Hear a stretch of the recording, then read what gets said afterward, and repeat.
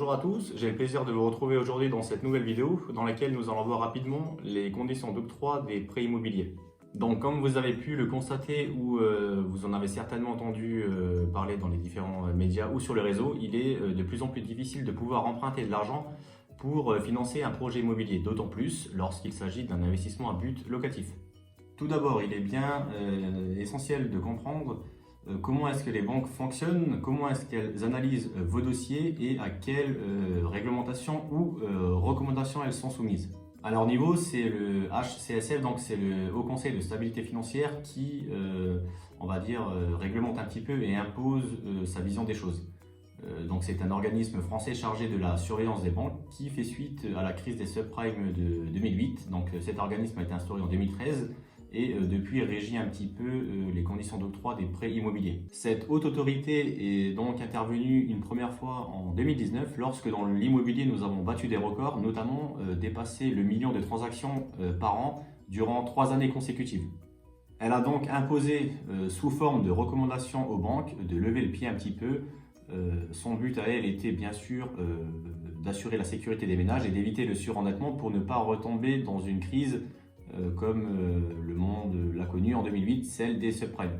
Pour éviter le surendettement des ménages et assurer la stabilité financière du pays, le Haut Conseil a imposé aux banques de faire respecter donc 3 critères d'analyse. Premièrement, le taux d'endettement des ménages ne peut plus être supérieur à 35%, à savoir qu'au départ, donc en 2019, il l'avait imposé pour 2020 à 33% maximum. Aujourd'hui, avec un petit peu de reprise d'activité, notamment sortie de crise du Covid, ils ont un petit peu desserré les taux à ce niveau-là et ont porté le taux d'endettement donc à 35% actuellement. Deuxièmement, la durée d'emprunt maximale est portée à 25 ans contre 30 ans auparavant. Et pour terminer, les banques demanderont en apport une somme correspondant à environ 10% du montant total du projet. Après, la négociation est toujours possible, mais elle va se limiter à un apport personnel qui couvre en totalité les frais annexes, c'est-à-dire les frais dits de notaire et les frais bancaires. Bien évidemment, ces recommandations de la part de la haute autorité à l'heure actuelle restent des recommandations. Il est tout à fait possible et envisageable d'obtenir de meilleures conditions de financement, mais cela reste un traitement au cas par cas. Pourquoi? Simplement parce que les banques bénéficient d'un taux de dérogation à hauteur de 20%, ce qui leur permet d'outrepasser les règles sur certains de leurs dossiers. Dans la réalité des faits, ce taux de dérogation est en priorité réservé aux profils donc primo-accédants et aux projets à but de résidence principale. Enfin, pour terminer à ce sujet, je dirais que ces recommandations n'ont pas vocation à durer dans le temps, dans le sens où elles ne s'inscrivent pas dans un texte de loi, mais en soi sont tombées un petit peu à pic lors de la pandémie donc, du Covid-19 et permettent d'accompagner la sortie de crise tout en douceur. Maintenant, nous allons voir du côté des investisseurs immobiliers lorsque un projet est en vue, il faut donc le financer et nous allons voir en fonction de ces recommandations les choses à appliquer et la bonne conduite à tenir. Tout d'abord, rappelons-le, avant les recommandations de la haute autorité, il était beaucoup plus facile pour les investisseurs d'emprunter pour un projet à but locatif car les banques appliquaient ce que l'on appelle donc le calcul du taux d'endettement par la méthode du différentiel foncier. C'est-à-dire qu'elle faisait la différence entre le loyer perçu et la mensualité du crédit. Bien sûr, elle a baissé le loyer de 20 ou 30%, donc elle appliquait une pondération pour avoir une petite marge de sécurité.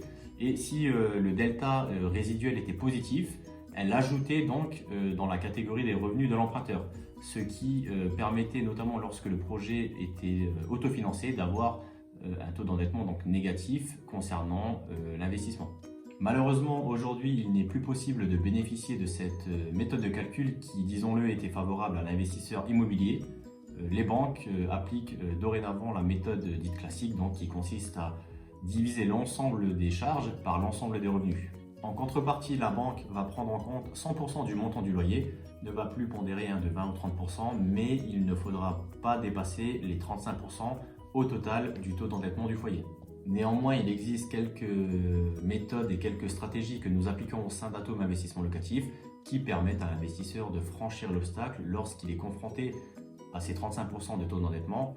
Par exemple, il y a la possibilité d'investir via des sociétés civiles immobilières, de prendre une participation minimum inférieure généralement à 20% et avec une stratégie de cession de titres qui va s'opérer sur la durée. La bonne nouvelle, concernant les taux d'emprunt immobilier, je pense qu'ils devraient rester bas dans les années à venir. Pourquoi? Parce que cette politique économique profite actuellement à l'État français dans sa stratégie de sortie de crise de la pandémie du Covid-19. Maintenant, je vais vous donner quelques conseils afin que vous puissiez maximiser vos chances dans l'obtention de votre prêt immobilier. Tout d'abord, il est essentiel de bien comprendre comment fonctionne et comment analyse le banquier votre dossier. Donc, le banquier, avant tout, c'est un gestionnaire de risque qui a des objectifs économiques et qu'il se doit de les réaliser avec les meilleures garanties financières possibles. Quelles sont ces garanties pour le banquier? En premier lieu, il y a la stabilité professionnelle de l'emprunteur, à savoir la nature de son contrat, s'il est en CDD, CDI, etc., s'il appartient à un grand groupe ou s'il est fonctionnaire ou assimilé. Pour un salarié, la banque sera plus regardante sur la nature du contrat, tandis que pour un indépendant ou une profession libérale, la banque va analyser un petit peu plus les chiffres au niveau donc, de la santé financière de la structure et va se baser sur les 3 derniers bilans passés. Force est de constater que pour un indépendant, la banque sera un petit peu plus exigeante au niveau de l'apport personnel qui lui sera demandé, car il y a un risque au niveau de cette stabilité professionnelle, contrairement à une personne qui est employée salarié. Ensuite, il y a l'analyse de la tenue et la gestion des comptes personnels de l'emprunteur qui ne doit présenter aucune irrégularité et ne pas être en débit dans une période qui va des 3 aux 6 derniers mois. Et pour terminer, la banque va essayer de respecter un plafond d'emprunt maximal qui ne dépasse pas 7 années de revenus annuels de l'emprunteur. Lorsque l'on constate ces éléments, je ne peux que vous conseiller de bien préparer votre profil emprunteur dans les 6 mois qui précèdent votre intention d'investir dans l'immobilier. De procéder vous-même ou par le biais de services compétents à l'étude de votre capacité de financement, de manière à ce que lorsque vous allez présenter votre projet au banquier, vous avez déjà balayé les éventuels refus dus à des conditions qu'on a citées précédemment. Ce qui permet en soi de réaliser 80% du travail du banquier et naturellement cela lui donnera confiance dans votre professionnalisme et dans la cohérence de vos projets. Vous pouvez pour ce faire par exemple préparer un dossier de présentation bancaire avec un business plan, une analyse financière, un prévisionnel, une situation donc de vous-même l'acquéreur et les caractéristiques et les perspectives techniques du bien visé. Et enfin, pour terminer cette vidéo, je peux vous conseiller, si votre dossier est délicat et compliqué, de vous tourner vers les services d'un professionnel du prêt immobilier tel un courtier qui lui sera en mesure de vous aiguiller et de diriger votre dossier envers les banques qui ont pour objectif de financer des profils tels que le vôtre. J'espère que cette courte vidéo vous aura été instructive et qu'elle vous servira et vous sera bénéfique dans la réalisation de vos projets d'investissement immobilier. C'était Joris de chez Atome Investissement Locatif. À bientôt.